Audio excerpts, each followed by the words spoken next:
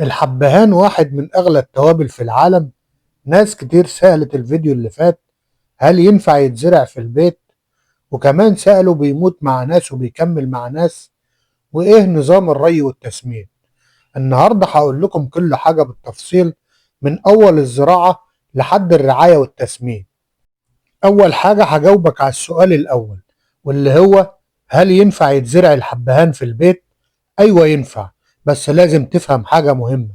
الحبهان نبات استوائي، يعني بيحب الدفا وبيكره البرد وبيحب الرطوبة وبيموت من الغرق.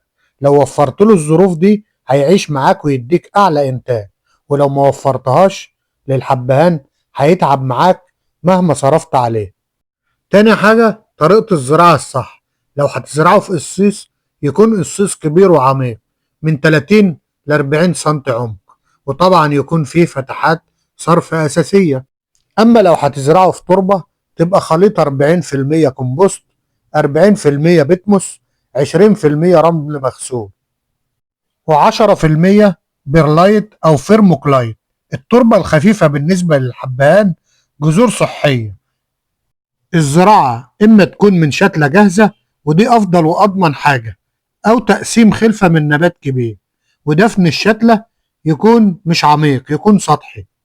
تالت حاجة الري الصحيح للحبهان، دي أكتر نقطة بتبوظ الحبهان. تروي الحبهان لما سطح التربة ينشف، ومفيش ري ثابت كل يوم، ولا تعطش ولا تغرق.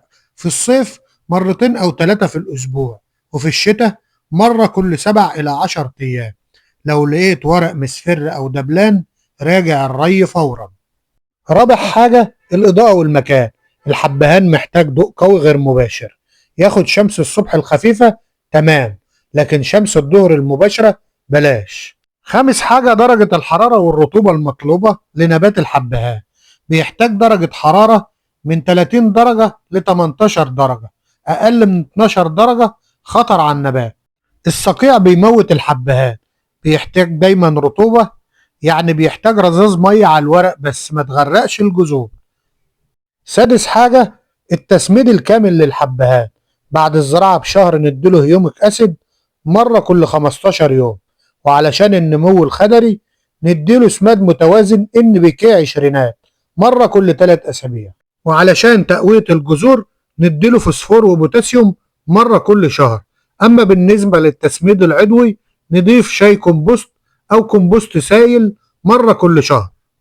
ومهم جدا التسميد يكون على تربة رطبة، وبلاش الإفراط في التسميد أو الري، لأن الحبهان نبات حساس جدا. ونصيحة للمشاهد، خليك صبور على النبات، علشان ممكن يقعد معاك سنة أو أكتر لحد ما يديك ثمار. وطبعا لو انت عايزه للإنتاج التجاري محتاج بيئة خاصة. الفيديو ده لو فادك وعجبك اعمل لايك عشان يوصل لغيرك، واكتب لي في تعليق الفيديو اللي جاي يكون عن ايه، الافوكادو ولا الفلفل الاسود.